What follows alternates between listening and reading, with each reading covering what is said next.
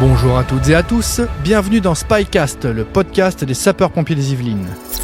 Spycast, une nouvelle façon de découvrir l'univers des sapeurs-pompiers. Notre maison brûle. Et nous regardons ailleurs. Nous ne pourrons pas dire que nous ne savions pas. Prenons garde que le 21e siècle ne devienne pas, pour les générations futures, celui d'un crime de l'humanité contre la vie. Depuis le début de l'année, dans toute la France, près de 48 000 hectares ont brûlé, l'équivalent de 4 fois la surface de Paris. Du nord au sud, d'est en ouest, depuis le début de l'été, il ne se passe pas une journée sans que les pompiers ne soient appelés sur un feu. Aujourd'hui, je pars à la rencontre de Perrine qui va nous parler des feux de forêt. Capitaine, bonjour. Bonjour. Aujourd'hui, je viens à votre rencontre pour parler des feux de forêt. Nous aborderons 3 grands thèmes dans ce podcast. On va parler des contextes des feux de forêt, la formation et surtout les conseils de prévention. Mais tout d'abord, qui êtes-vous ? Alors, moi c'est Perrine. Ouais. Je suis pompier dans les Yvelines depuis une quinzaine d'années maintenant. Mhm. Et j'ai la spécialité feu de forêt. Donc depuis longtemps la spécialité feux de forêt ? Quasiment, oui. Depuis le début ? Depuis le début. D'accord. Alors le département des Yvelines n'est pas épargné par l'augmentation de ce risque, comme le témoignent les incendies de 2022, en particulier sur la commune de Rochefort en Yvelines. Alors le feu de Rochefort, en fait on a eu 2 feux à Rochefort, à peu près 15 jours d'écart si je dis pas de bêtises. On a été très surpris par la vigueur du feu. Pour la première fois, on avait des feux de cime et on n'avait jamais vu ça dans le département, donc des feux qui partaient jusqu'en haut des arbres. Alors qu'habituellement, en forêt de Rambouillet, dans les Yvelines, on est sur des feux de sous-bois. D'accord. Et on a dû faire des manœuvres de repli, donc de mise en sécurité du personnel. On n'avait jamais vu ça encore dans le département. On rappelle, les Yvelines, c'est 68 000 hectares de forêt. Le ministre de l'Intérieur, Gérald Darmanin, a annoncé une dotation exceptionnelle pour lutter contre les feux de forêt dans les Yvelines, dans le cadre du pacte capacitaire. Oui, alors grâce à cette dotation, on va pouvoir s'équiper de 2 camions feux de forêt supplémentaires et d'un véhicule tout-terrain pour pouvoir faire des reconnaissances. Ça a été proportionné par rapport au risque qu'il y a dans chaque département ? Comment ça a été C'est exactement ça en fait. Ouais. C'est une dotation qui a été décidée par l'État. Et nous, on a pu bénéficier de 2 camions, mais ils sont en commande encore. D'accord, ils ne sont pas arrivés ? Non. Peut-être pour la saison 2024 ? On espère. Comment évolue la fréquence des feux de forêt en France ? Alors, statistiquement, on n'a pas une croissance exponentielle de la surface brûlée en France d'année en année. D'accord. Par contre, on a des années où on a vraiment une grosse surface qui a brûlé. C'est lié aux conditions climatiques. C'est pas régulier finalement. C'est pas régulier, mais c'est assez difficile à répondre parce que on a aussi une réponse de l'État et une réponse des actions collectives qui permet de pallier au départ de feu. Donc le risque, il est plus présent. C'est lié notamment au réchauffement climatique et à la dégradation des forêts. Mais quelque part, on y répond aussi en s'équipant en matériel. Alors la stratégie française sur les feux de forêt, elle est assez particulière par rapport au monde. C'est-à-dire qu'en France, on met le paquet dès le début sur les feux naissants, c'est ça ? C'est exactement ça. Le choix tactique est fait en attaque de feu naissant. Donc tout feu qui commence, on y met tous les moyens possibles dessus. Pour éviter que ça prenne trop d'ampleur. Exactement. Parce qu'une fois que ça a pris vraiment d'ampleur, c'est là difficile. Que ça devient compliqué. Est-ce que dans les Yvelines, ça évolue d'année en année ? Est-ce que les feux sont différents de ce qu'on a pu connaître ou éventuellement plus gros ? Oui, comme je te le disais, les feux sont plus gros, ils sont plus virulents et on fait face à une forêt qui est plus sèche et un petit peu plus dégradée. Du coup, tout ça fait que ça fait un beau mélange et on a des sinistres plus importants. Du coup, j'allais y venir. Comment le réchauffement climatique influe-t-il sur ces incendies ? Alors, ça influence en 2 parties. La première, c'est tout au long de l'année. La sécheresse et les nappes phréatiques qui font que les arbres n'arrivent plus à s'alimenter correctement. D'accord. Et donc ils meurent. Donc ça fait un feu, un bois sec, ça brûle plus facilement. D'accord.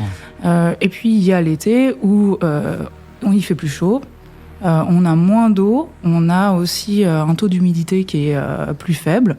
Et puis un petit peu de vent par là, et ça influence énormément sur les départs de feu. La saison 2022, elle a été quand même assez marquante, parce qu'on a souvent l'habitude de voir des feux dans le sud, mais là, en 2022, on a même eu des feux en Bretagne. Comment ça se fait qu'en Bretagne, maintenant, on arrive à avoir des feux de forêt ? Mais c'est le réchauffement climatique. Le feu, il progresse, il remonte au nord de la France. Et on a des régions qui sont touchées alors qu'avant, ça ne l'était pas. C'est un contexte lié clairement au réchauffement climatique. Les départs de feu, est-ce qu'on a un retour d'expérience là-dessus ? Comment ça se fait que les forêts brûlent ? C'est quoi le facteur, la cause principale en fait des feux de forêt ? Ça vient de quoi exactement ? Alors, la cause principale, c'est une cause humaine. Il y a 9 départs de feu sur 10 qui sont liés aux effets de l'homme. Le reste, c'est la foudre. Et sur ces 9 départs de feu qui sont liés à la cause humaine, on en a quand même 33% qui sont volontaires. Le reste, c'est de la négligence. C'est le mégot mal éteint, c'est le feu de camp mal éteint aussi. En fait, c'est le manque de bon sens des usagers de la forêt. Alors, tu as une formation spécifique liée au feu de forêt. En quoi consiste-t-elle exactement ? Alors, la formation feu de forêt, c'est une formation complémentaire à la formation de base du sapeur-pompier. D'accord. Elle est déclinée en plusieurs niveaux. Le premier niveau, ça part sur la sécurité individuelle et collective, plus les techniques opérationnelles liées au matériel spécifique. On n'éteint pas un feu de forêt comme on éteint un feu d'appartement. Bien sûr. Et puis plus on avance dans les niveaux, plus on apprend la tactique opérationnelle et la technique à adopter en termes de stratégie pour éteindre le feu.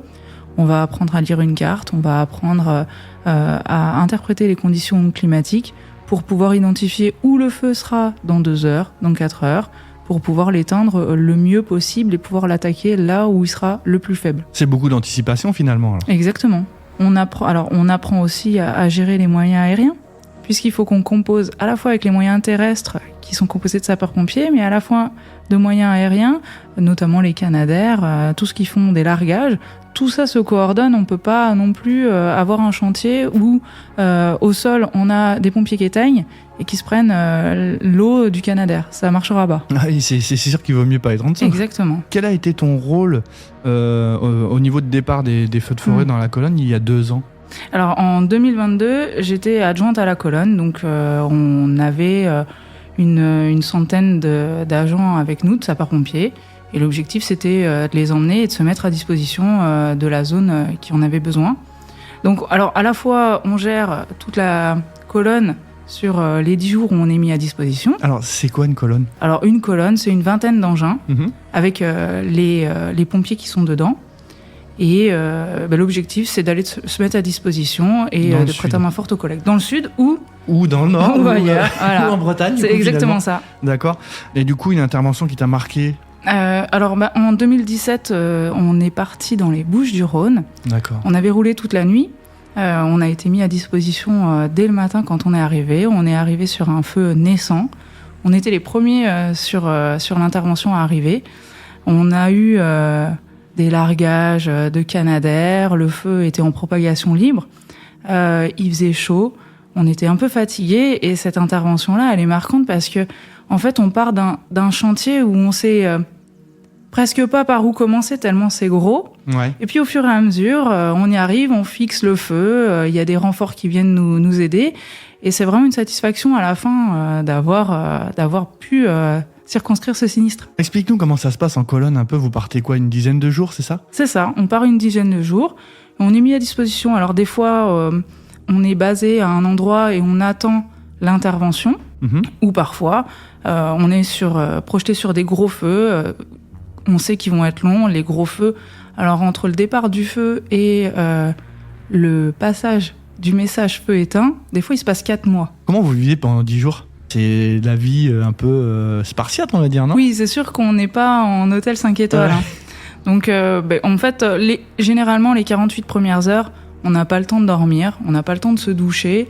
On est sur le terrain, on traite le feu pour le fixer. L'objectif premier, c'est qu'il ne progresse pas. Ouais. Après, on est là pour parfaire l'extinction et pour éteindre toutes les fumerolles et les souches qui brûlent. Donc là, on a un peu plus le temps de se poser et de s'organiser. Et après, on fonctionne, je dirais, en 3-8. C'est souvent comme ça qu'on fait. Donc, il y a une partie de l'équipe qui dort sur des lits picots ou dans un gymnase ou sous un hangar en fonction des conditions, pendant que les autres travaillent. Est-ce que tu peux nous expliquer comment ça se passe avec la population locale ? Ouais, alors ça, c'est impressionnant. Moi, je suis toujours impressionnée par la solidarité qui se met en œuvre. La population locale, elle est très attachée à sa forêt et elle essaye, à sa manière, d'aider dans nos missions d'extinction. Alors, ça part de la mise à disposition de lieux d'hébergement. Il y a des gens qui vous invitent chez eux, carrément ? Ben oui, c'est pas rare qu'on vienne à nous pour nous dire « Mais si vous voulez, vous pouvez utiliser notre piscine, il n'y a pas de problème. Ça vous détendra 10 minutes. » Oui, merci, c'est gentil. Et on nous livre des repas. Moi, j'ai assisté une fois à un petit gamin qui avait cassé sa tirelire pour nous acheter une boîte de bonbons.